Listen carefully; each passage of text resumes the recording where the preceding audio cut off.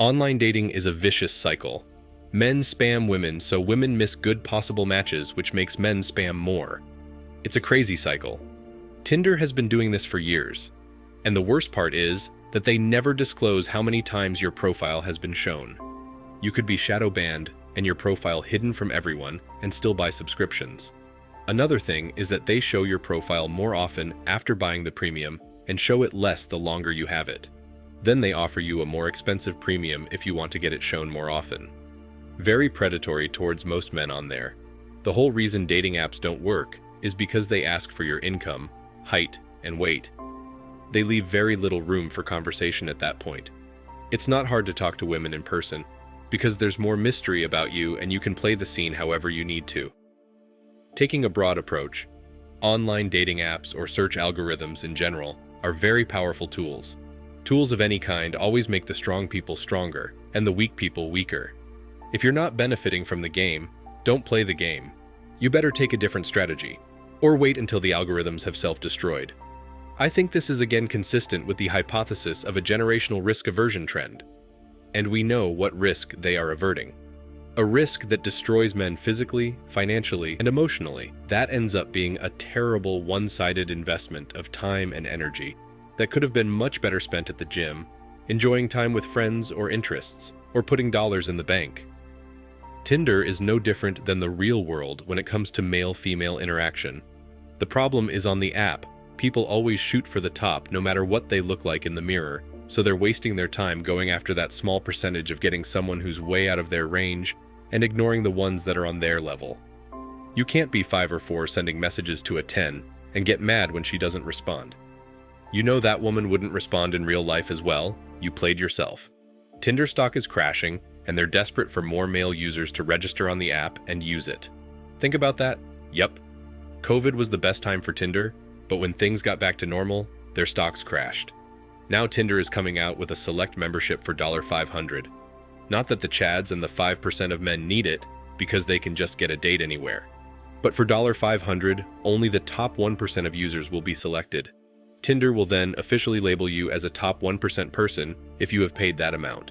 In other words, Tinder has developed an easier way for the top ladies to find sugar daddies and the top men to find sugar mommies. I can feel the playing field leveling out already. One of the biggest problems with some dating apps is that there are no good women there to begin with. The only way to find someone worthwhile is still the old school way, and that is face-to-face contact outdoors. Don't do dates, and don't use social media for human contacts.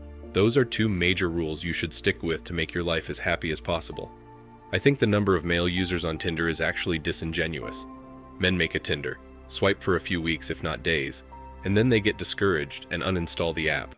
Their account still exists for Tinder to pretend its user base is there, but most of those people aren't going to re-download it. That's a fact and we all know it. The polarity has definitely changed in the past 10, 12 years. Having the capability to search, seek, and look for something better in the palm of your hand when you are suddenly not happy has scorched the remnants to building healthy, happy, and strong relationships. I feel bad for these Gen Zs who will never know what it was like to actually communicate without technology interfering. And you know what?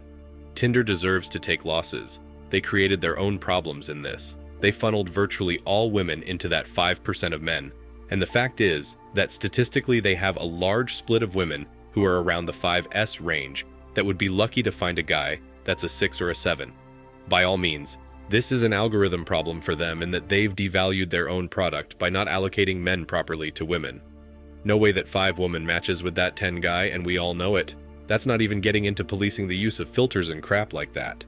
And if I think about it, being an adult in my early 30s, I would have never thought things would get this bad for men, including for myself. I had just gotten out of high school in my late teens. I imagined manhood as having some fun and fooling around through my 20s, through the present, until eventually I would be ready to settle down and start a nuclear family of my own. Unfortunately, because I am not exactly the most confident kind of guy with the ladies and with the ladies having unrealistic high standards and unrelatable attitudes, I pretty much just stopped trying and have become more focused with my career projects and other independent projects instead. I'm not someone who really cares to be at the top, just a normal, run-of-the-mill everyman who has a job, pays his bills, and earns his keep. And that's good enough for me. However, it will never be enough for most modern-day women, and that sucks. This is absurd. Just imagine paying $500 only to get ignored by the same single moms and other entitled women. There are countless better things where you could spend that money. For anyone considering paying $500 a month for this, remember that the premium membership on Seeking Arrangements is only $100, and it's the same girls you'll see on Tinder, and they always reply. It's the equivalent of paying a cover charge going to a club to meet women, only to be put in the storeroom because you don't meet the requirements of the female patrons. You're then committed to paying the cover charge all month to be put in the storage room and don't expect a refund. What Tinder needs to do is partner, for lack of a better term, with as many 666 breeders as possible, kind of like streaming platforms do with big influencers. These guys can have free access to all the forever alone career women with unreasonable standards and give them the illusion that quality men exist, but never actually commit to anything too serious. It's a win-win, really. In turn, more women will flock to Tinder seeing an apparent pool of single men that meet all of the checkboxes, and of course, the simps will follow them. A huge part of why Tinder is crashing also has to do with their swiping style being adopted by every other dating site. The funny thing is that the system worked well for Tinder because it mostly deals with intimacy. So, choosing someone based entirely on their looks makes sense to some degree there. Whereas other sites that concentrate more on long-term dating are screwing over non-photogenic guys who have a lot to offer since women are just quick swiping and not reading profiles.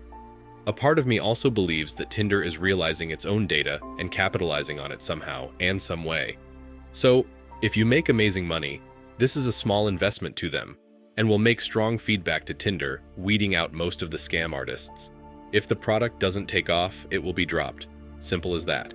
The reality is that if Tinder wants more engagement, they need a way to filter women and men into groups, so it's not just the top 1% of all men getting all the matches. If over 40% of all users were matching with each other, and not just 70% of women matching with the top 10% of men, they might get more engagement. They need to rework the system, but you know they won't. I think women are the real target audience for this feature. This seems like an answer to all the stuff they've been complaining about wanting to find a 666 man, but they can't.